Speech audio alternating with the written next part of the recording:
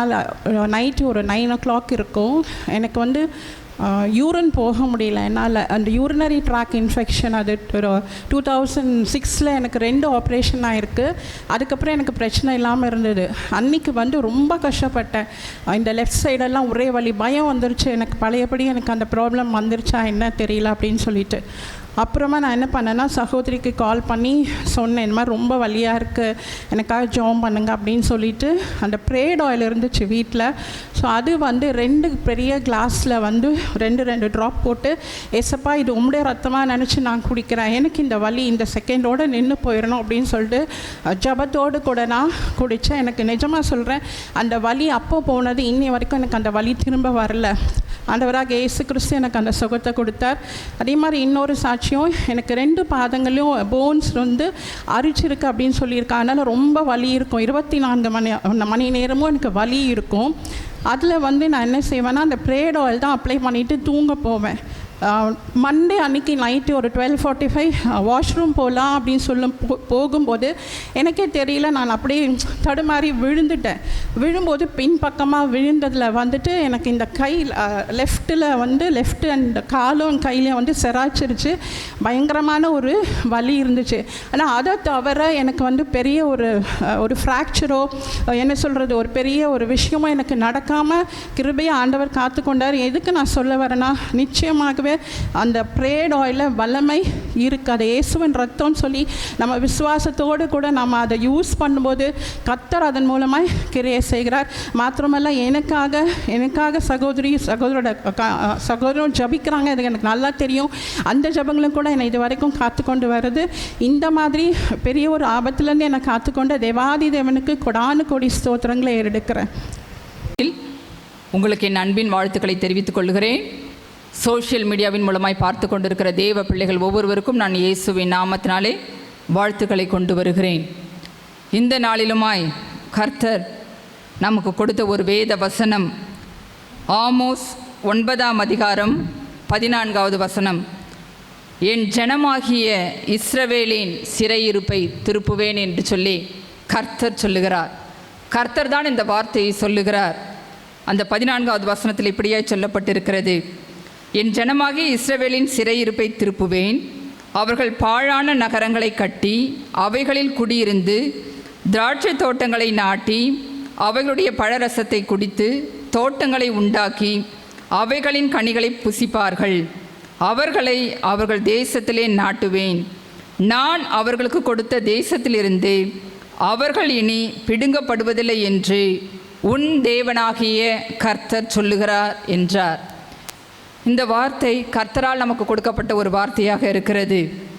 நாம் இந்த வேத வசனத்திலே பார்க்கும் பொழுது என் ஜனமாகிய என்று சொல்லி நாம் வேதத்திலே பார்க்கிறோம். நாம் அவருடைய ஜனங்களாய் இருக்கிறோம். இயேசு கிறிஸ்துவின் இரத்தத்தினாலே கழுவப்பட்ட நிச்சயத்தோடு இயேசுவினுடைய பாவங்களை மன்னித்தார் என்கிற விசுவாசத்தோடு நாம் இயேசுவின் பிள்ளைகளாய் வாழ்ந்து கொண்டிருக்கிறோம். ஆனால் நம்முடைய வாழ்க்கையில் கூட சில நேரங்களிலே பாவங்களும் வியாதிகளும் பிரச்சனைகளும் போராட்டங்களும் குறைவுகளும் வருகிறது. இப்படிப்பட்ட சூழ்நிலைகள் இருக்கும் பொழுது கர்த்தர் நம்மை பார்த்து சொல்லுகிறார், என் ஜனமாகிய உங்களுடைய சிறையிருப்பை நான் திருப்புவேன் என்று சொல்லி நம்மை பார்த்து கர்த்தர் சொல்லுகிறார். நாம் அவருடைய ஜனங்களாய் இருக்கிறோம். கர்த்தருடைய வேத வசனம் சொல்லுகிறது, என் ஜனங்கள் ஒருபோதும் விற்கப்பட்டு போவதில்லை என்று சொல்லி. அவருடைய பிள்ளைகளாய் இருக்கிற, அவருடைய நாமத்தின் மேல் விசுவாசமுள்ளவளாய் அவரை ஏற்றுக்கொண்டு அவருடைய பிள்ளைகள் என்கிற அதிகாரத்தோடு வாழ்ந்து கொண்டிருக்கிற நம்முடைய வாழ்க்கையிலே சில நேரங்களிலே பலவிதமான பிரச்சனைகளும் போராட்டங்களும் வரும். அப்படிப்பட்ட சூழ்நிலையிலே கர்த்தர் அவைகளை மாற்றி அவைகளிலிருந்து ஒரு விடுதலை கொடுப்பதற்கு என் ஆண்டவராகிய இயேசு கிறிஸ்து வல்லமை உள்ளவராய் இருக்கிறார். அவர் சிறையிருப்பை மாற்றுகிற தேவனாய் இருக்கிறார். இஸ்ரவேல் ஜனங்களுடைய வாழ்க்கையிலே காணப்பட்ட சிறையிருப்பை கர்த்தர் மாற்றினார். யோசேப்பினுடைய வாழ்க்கையிலே காணப்பட்ட சிறையிருப்பை கர்த்தர் மாற்றினார். தாவீதின் வாழ்க்கையிலே காணப்பட்ட சிறையிருப்பை கர்த்தர் மாற்றினார். யோபுவினுடைய வாழ்க்கையிலே வந்த சிறையிருப்பை கர்த்தர் மாற்றினார்.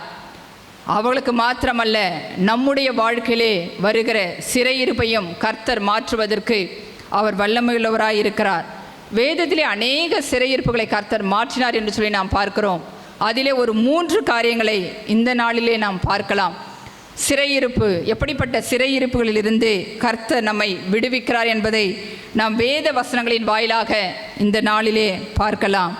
முதலாவதாக பாவம் என்கிற சிறையிருப்பை மாற்றி கர்த்தர் நம்மை ஆசீர்வதிப்பதற்கு வல்லமையுள்ளவராய் இருக்கிறார். இன்றைக்கு பாவம், நான் ரட்சிக்கப்பட்டேன் என்று சொல்லிவிட்டால் மாத்திரம் போதாது. ஒவ்வொரு நாளும் நாம் ரட்சிப்பின் அனுபவத்திற்குள்ளாய் நாம் நடக்க வேண்டும்.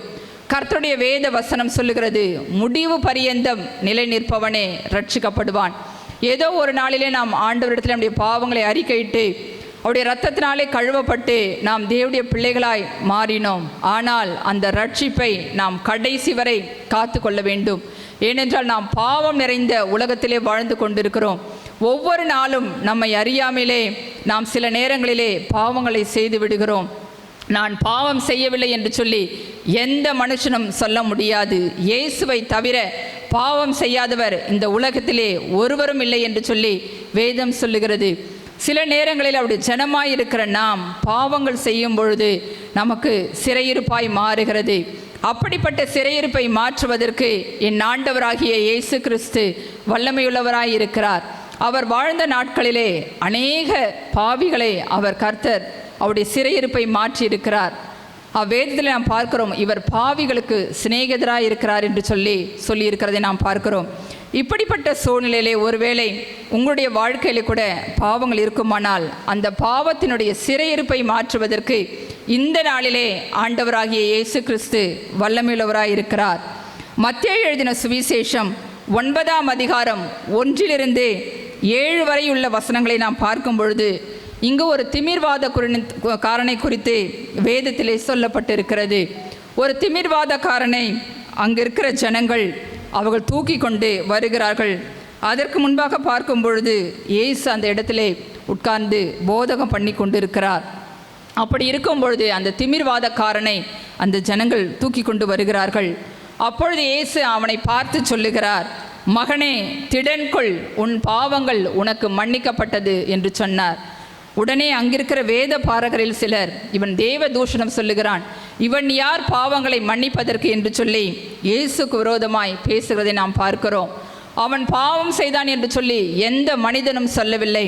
இயேசு தம்முடைய ஆவிலே அதை அறிந்தவராய் சொல்லுகிறார், உன்னுடைய பாவங்கள் உனக்கு மன்னிக்கப்பட்டது என்று சொல்லுகிறார். அது மாத்திரமல்ல, அங்கிருக்கிறவர்களை பார்த்து சொல்லுகிறார், பூமியிலே பாவங்களை மன்னிக்க மனுஷகுமாரனுக்கு அதிகாரம் உண்டு என்று சொல்லி அந்த மனிதனை நோக்கி, நீ எழுந்து உன் படுக்கையை எடுத்துக்கொண்டு நட என்று சொன்னார். உடனே பாருங்கள், அந்த மனிதன் எழுந்து தன்னுடைய படுக்கையை எடுத்துக்கொண்டு நடந்து போனான் என்று சொல்லி நாம் இந்த வேதத்தின் வாயிலாக பார்க்க முடிகிறது.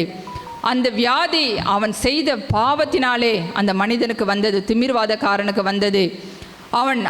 அந்த ஜனங்கள் அவனை இயேசுவிடத்திலே கொண்டு வந்த பொழுது இயேசு அவனை பார்த்து ஒன்றும் சொல்லவில்லை, நீ பாவம் செய்தாயா என்று சொல்லி எதையும் கேட்கவில்லை. அவர் சொல்லுகிறார், முதலாவது உன் பாவங்கள் உனக்கு மன்னிக்கப்பட்டது என்று சொன்னார். அவனுடைய பாவங்கள் மன்னிக்கப்பட்ட பிறகு அவன் எழுந்து நடந்தான் என்று சொல்லி நாம் வேதத்திலே பார்க்கிறோம். இன்றைக்கு நம்முடைய வாழ்க்கையில் கூட சில நேரங்களிலே நாம் பாவம் செய்து கர்த்தருடைய மகிமையை இழந்து போகிறோம்.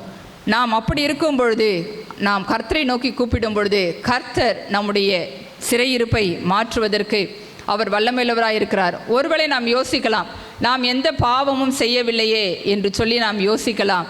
கர்த்தருடைய வேத வசனம் சொல்லுகிறது, 1 யோவான் 1ஆம் அதிகாரம் 7வது வசனம் சொல்லுகிறது, நாம் பாவம் செய்யவில்லை என்போமானால் நம்மை நாமே வஞ்சிக்கிறவர்களாய் இருப்போம் என்று சொல்லி கர்த்தருடைய வேத வசனம் சொல்லுகிறது.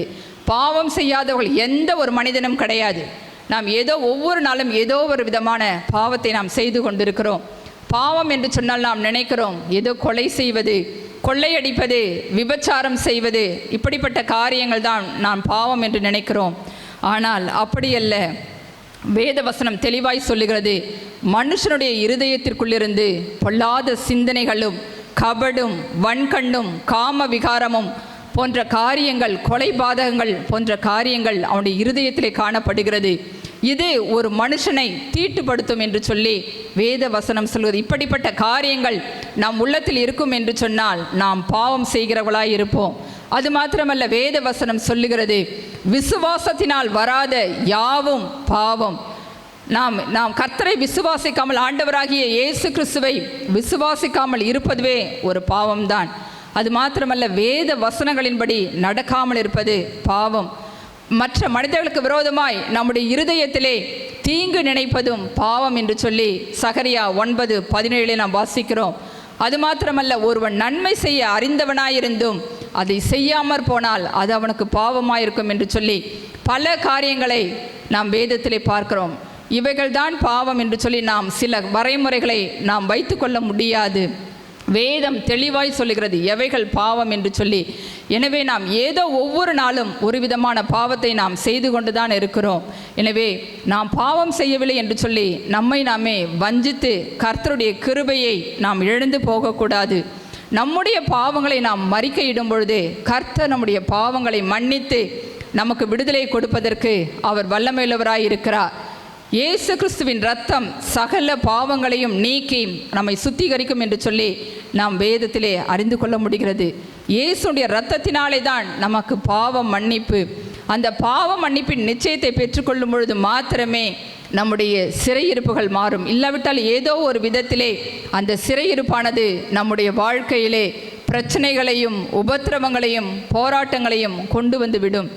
எனவே இந்த நாளிலே என் ஜனமாகிய இஸ்ரவேலின் சிறையிருப்பை திருப்புவேன் என்று கர்த்தர் சொல்லியிருக்கிறபடினாலே அவருடைய ஜனமாயிருக்கிற நாம் நம்முடைய பாவங்களை நாம் கர்த்தரிடத்திலே அறிக்கையிட வேண்டும்.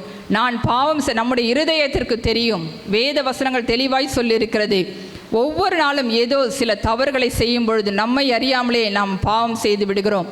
எனவே அனுதினமும் நம்முடைய பாவங்களை நாம் கர்த்தரிடத்திலே அறிக்கையிட்டு இயேசுவே உம்முடைய இரத்தத்தினாலே என்னை கழுவி பரிசுத்தப்படுத்தும் என்று சொல்லும் பொழுது கர்த்தர் நம்முடைய பாவங்களை மன்னித்து நம்முடைய சிறையிருப்பை மாற்றுவதற்கு அவர் வல்லமையுள்ளவராயிருக்கிறார். 1 பேதுரு 2:24 வசனத்தில் சொல்லப்பட்டிருக்கிறது, அவர் சிலுவையிலே நம்முடைய பாவங்களை சுமந்தார். நம்முடைய பாவங்களை அவர் சுமந்தபடியினாலே இயேசுவே உம்முடைய இரத்தத்தினாலே என்னை கழுவி பரிசுத்தப்படுத்தும் என்று சொல்லி நாம் கர்த்தரிடத்திலே கேட்கும் பொழுது ஆண்டவராகிய இயேசு கிறிஸ்து நம்முடைய பாவங்களை கழுவி தம்முடைய இரத்தத்தினாலே கழுவி சுத்திகரித்து நம்மை ஆசீர்வதிப்பதற்கு அவர் வல்லமையுள்ளவராய் இருக்கிறார். அது மாத்திரமல்ல, 1 யோவான் 1:9 வசனத்திலே இப்படியாய் சொல்லப்பட்டிருக்கிறது, நம்முடைய பாவங்களை நாம் அறிக்கையிட்டால் அவர் எல்லா பாவத்தையும் நீக்கி அநியாயத்தையும் நீக்கி நம்மை சுத்திப்பதற்கு அவர் உண்மையுள்ளவராயிருக்கிறார். நம்முடைய பாவங்களை நாம் அறிக்கையிட வேண்டும் என்று சொல்லி கர்த்தருடைய வேத வசனம் சொல்லுகிறது. எனவே நாம் பாவம் என்பது யாரோ ஒருவர் செய்கிறார்கள், இயேசுவை அறியாத ஜனங்கள் தான் செய்கிறார்கள் என்று சொல்லி நம்மை நாம் ஏமாற்றிக்கொள்ள முடியாது. நாம் கர்த்தருடைய சமூகத்தில் நம்முடைய தாழ்த்தி நம்முடைய பாவங்களை அறிக்கையிடும் பொழுதே கர்த்தர் நம்முடைய சிறையிருப்பை மாற்றுவதற்கு அவர் வல்லமையுள்ளவராக இருக்கிறார். பாருங்கள், அப்போஸ்தலனாகிய பவுல் அவர் ஒரு பெரிய ஊழியக்காரராக இருந்தார். கர்த்தரால் தெரிந்து கொள்ளப்பட்ட ஒரு தேவ பாத்திரம். ஆனால் அவர் சொல்லுகிறார், பாவிகளிலே பிரதான பாவி என்று சொல்லி அவர் தன்னை தாழ்த்துகிறார். அது மாத்திரமல்ல, பேதுருவை இயேசு முதலாய் சந்திக்கும் பொழுது அவருடைய படகு வெறுமையாய் காணப்படுகிறது. இயேசு அவனை பார்த்து சொல்லுகிறார், நீ ஆழத்திலே போய் நீ வலையை போடு என்று சொன்ன பொழுது திரளான மீன்கள் அவனுக்கு அகப்பட்டது.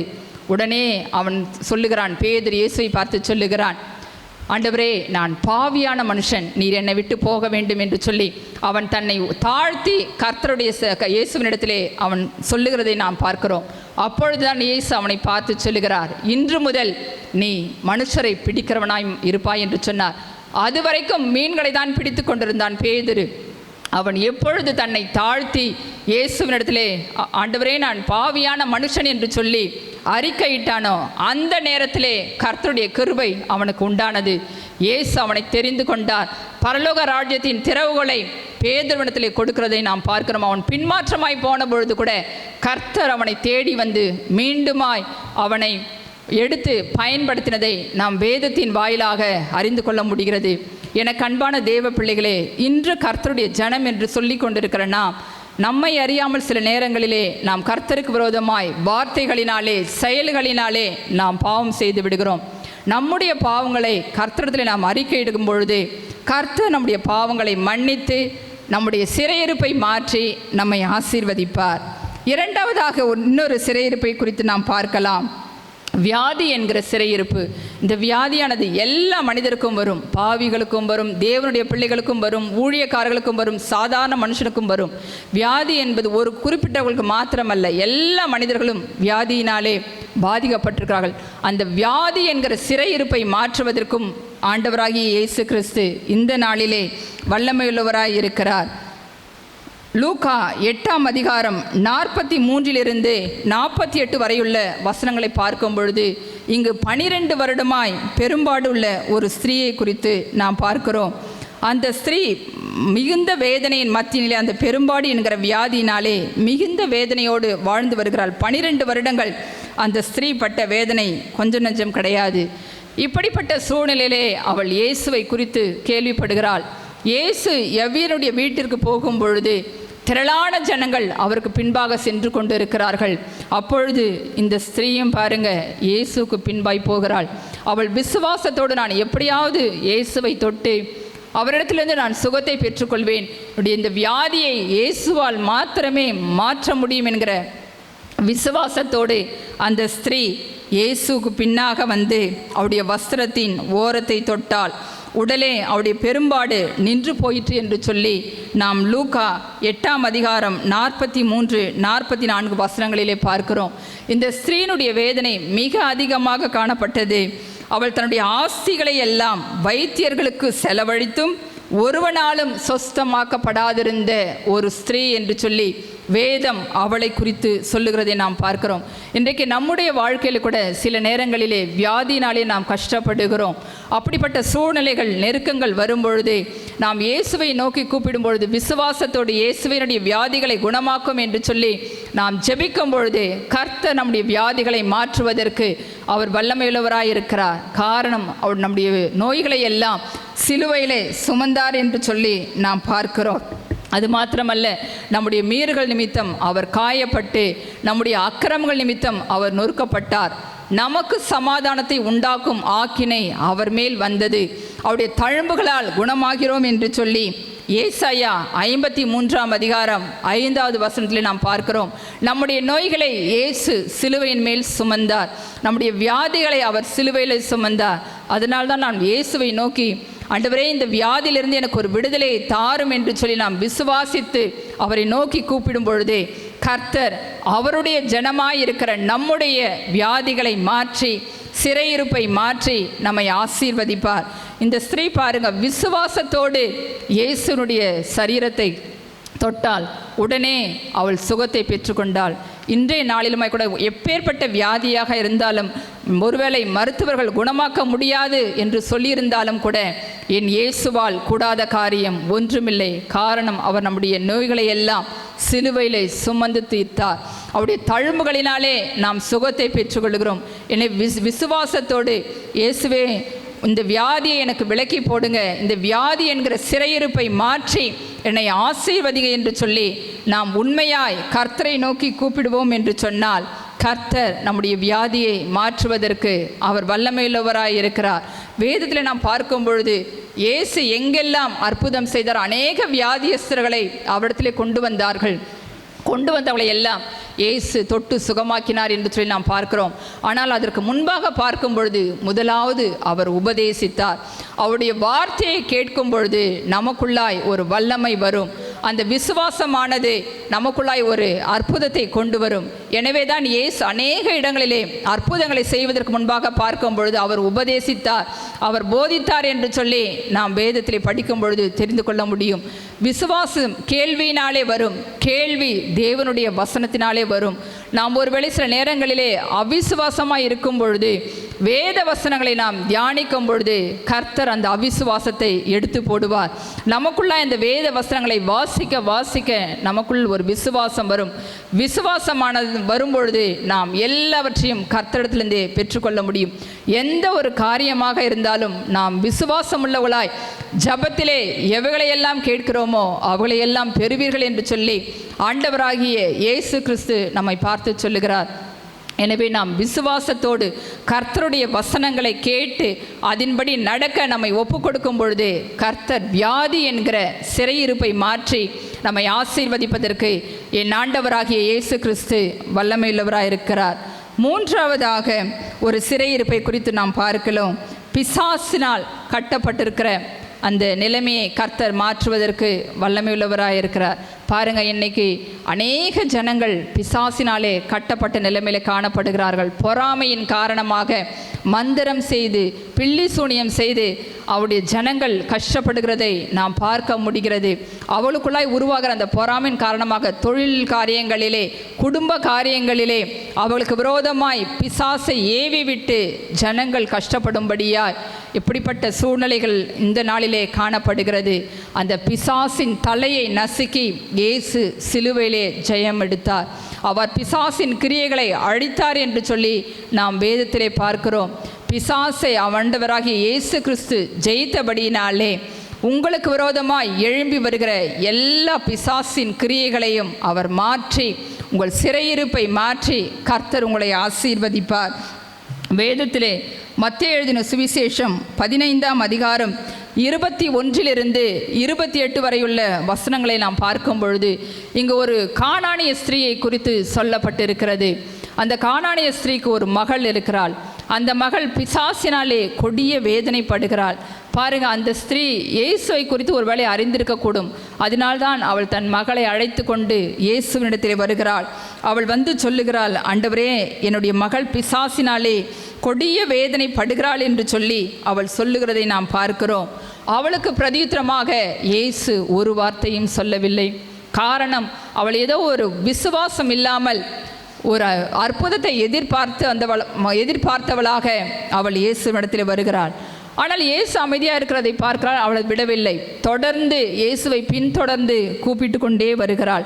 அங்கே இருக்கிற சீஷர்கள் கூட சொல்லுகிறார்கள், ஆண்டவரே, இவள் விடாமல் நம்மளை பின்தொடர்ந்து வருகிறாளே, இவளை அனுப்பிவிடும் என்று சொல்லி இயேசுவிடத்தில் சொல்லுகிறார்கள். உடனே இயேசு அவளை பார்த்து சொல்லுகிறார், நான் காணாமற் போன இஸ்ரவேல் வீட்டாரிடத்திற்கு அனுப்பப்பட்டேனே என்று மற்றபடி அல்லவென்றார். உடனே பாருங்கள், அந்த சகோதரி அவள் கோபித்து கொள்ளவில்லை. அப்போ நீங்கள் அவங்களுக்கு மட்டும்தான், இஸ்ரவேல் ஜனங்களுக்கு மாத்திரம்தான் நீங்கள் சுகத்தை கொடுப்பீரா, அவளுக்கு மாத்திரம்தான் விடுதலை கொடுப்பீரா என்று சொல்லி அந்த ஸ்திரீ பேசவில்லை, யோசிக்கவில்லை. அவள் தன்னை தாழ்த்துகிறாள். தன்னை தாழ்த்தி அவள் இயேசுவிடத்தில் கேட்கிறாள், ஆண்டவரே, எனக்கு உதவி செய்யும் என்று சொல்லி இயேசுவை பணிந்து கொள்ளுகிறாள். பாருங்கள், அவளுடைய விசுவாசம்.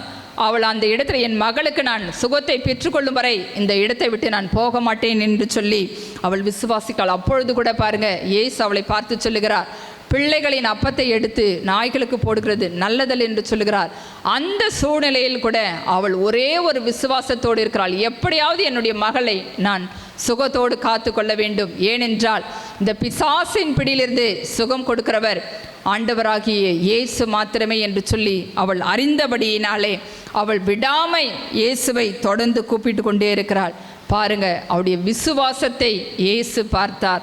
எப்படி ஆகிலும் நான் இயேசுவிடத்திலிருந்து சுகத்தை பெற்றுக்கொள்வேன் என்று சொல்லி அந்த சகோதரி இருந்ததை அவள் அறிந்தபடியினாலே அவளை பார்த்து இயேசு சொல்லுகிறார், உன் விசுவாசம் பெரியது, நீ விரும்புகிறபடி உனக்கு ஆக கடவுது என்று சொன்னார்.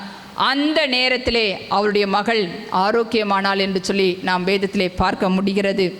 அந்த பிசாசின் பிடியிலிருந்து அந்த மகளுக்கு கர்த்தர் ஒரு விடுதலையை கொடுத்தார். பாருங்கள், அவள் விசுவாசத்தோடு இயேசுவை விடாமல் பற்றி கொண்டாள். அவள் கர்த்தர் அந்த மகளுடைய சிறையிருப்பை மாற்றினாள். விசுவாசத்தோடு யாரெல்லாம் அவரை நோக்கி கூப்பிடுகிறார்களோ அவர்களை எல்லாம் கர்த்தர் அவருடைய ஜனங்களாய் மாற்றுகிறார். அதனால்தான் பாருங்க, அந்த மகளுக்கு அந்த நாளிலே ஒரு சுகத்தை ஆண்டவராகிய இயேசு கிறிஸ்து கொடுத்தார் என்று சொல்லி நாம் வேதத்தின் வாயிலாக அறிந்து கொள்ள முடிகிறது. இன்றைக்கு பாருங்க, வாழ்ந்து கொண்டிருக்கிற காலகட்டத்திலே தேவ பிள்ளைகளுக்கு விரோதமாக, தேவனுடைய ஊழியர்களுக்கு விரோதமாக சத்துரு பல விதங்களிலே போராடி கொண்டிருக்கிறான். ஊழியக்காரர்களுக்கு விரோதமாக செய்வினைகள் செய்யப்படுகிறது. எப்படியாகிலும் அவர்களை ஊழியத்திலிருந்து விழுந்துவிட செய்ய வேண்டும் என்று சொல்லி பிசாசு பல விதங்களிலே போராடி கொண்டிருக்கிறான். குடும்பங்களை சீரழித்து கொண்டிருக்கிறான், தொழில்களை சீரழித்து கொண்டிருக்கிறான். இப்படிப்பட்ட பிசாசின் கிரியைகளை அழிக்கும்படி நசரேயனாகிய தேவகுமாரன் வெளிப்பட்டார். ஆண்டவராகிய இயேசு கிறிஸ்து பிசாசின் கிரியைகளை அழித்து சிலுவையிலே அழித்து நிர்மூலமாக்கினார் என்று சொல்லி நாம் வேதத்திலே வாசிக்கிறோம். அவர் மாத்திரமே அந்த பிசாசின் பிடியிலிருந்து உங்களை விடுதலை செய்ய முடியும். வேறு எந்த மனிதனாலும் எந்த ஊழியக்காரனாலும் கூட பிசாசின் பிடியிலிருந்து விடுதலை செய்ய முடியாது. என் ஆண்டவராகிய இயேசு கிறிஸ்துவினால் மாத்திரமே உங்களுக்கு பிசாசின் பிடியிலிருந்து விடுதலை தர முடியும். எனவே என் ஜனமாகிய இஸ்ரவேலின் சிறையிருப்பை திருப்புவேன் என்று சொல்லி கர்த்தர் சொல்லியிருக்கிறார். இன்றைக்கு நாம் ஆவிக்குரிய இஸ்ரவேலராய் இருக்கிறோம்.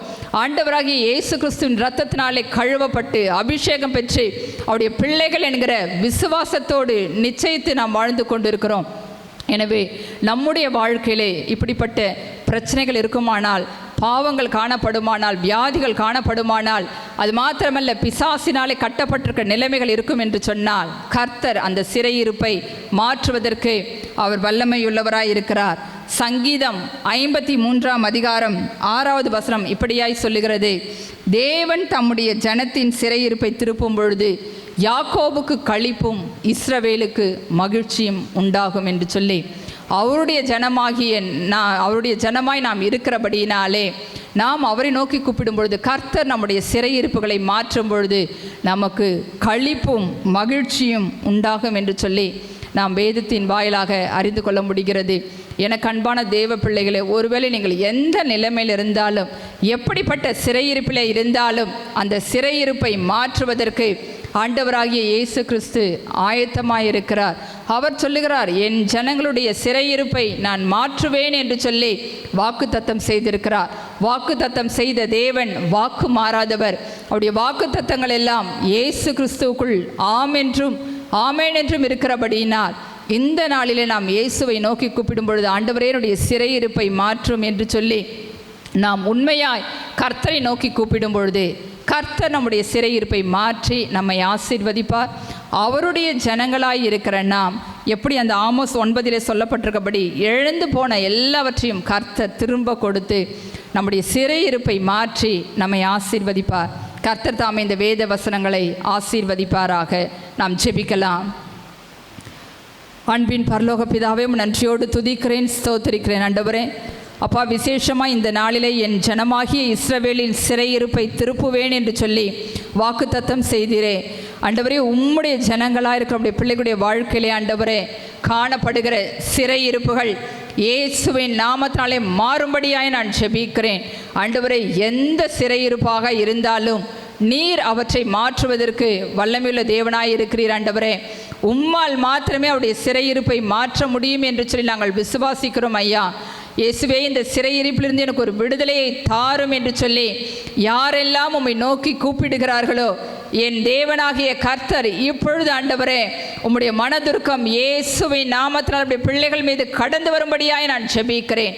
சிறையிருப்புகள் இயேசுவின் நாமத்தினாலே மாறுவதாக, அவர்களுக்கு களிப்பும் மகிழ்ச்சியும் உண்டாகட்டும். ஆண்டவரே, எந்தெந்த காரியங்களிலே குறைவுபட்டு காணப்படுகிறார்களோ குறைவுகளை நிறைவாக்குகிற தேவன் ஆண்டவரே, இந்த நாளிலே ஒரு விடுதலையை கொடுத்து அவர்களை மனமகிழ்ச்சியாய் மாற்றுங்க. ஆண்டவரே, வந்திருக்கிற ஒவ்வொருவரையும் ஆசீர்வதிங்க. அவருடைய சிறையிருப்பை மாற்றி கர்த்தர் எனக்கு களிப்பை கொடுத்தார் என்று சொல்லி உடைய நாமத்தை மகிமைப்படுத்த உதவி செய்யுங்க. நீர் அப்படியே செய்ய போகிறபடினாலும் உமக்கு நன்றி. ஆண்டவரே, இயேசு கிறிஸ்துவின் வல்லமுள்ள நாமத்தில் ஜெபிக்கிறேன் நல்ல பிதாவே, ஆமேன்.